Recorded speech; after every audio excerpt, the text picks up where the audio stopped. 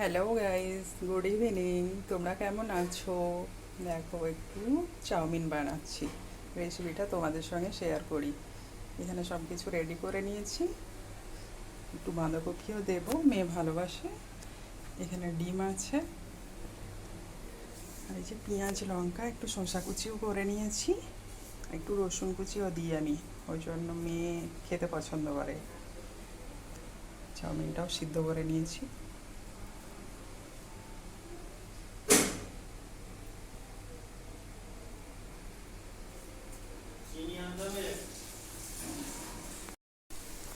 ডিমটা ভাজা হচ্ছে।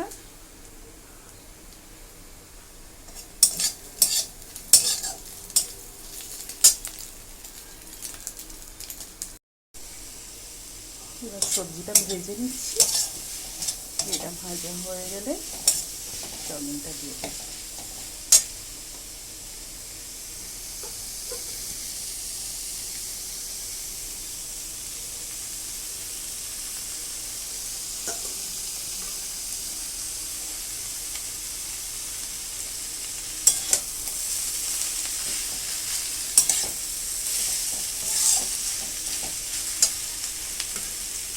এবার ডিমটা দিয়ে দিলাম।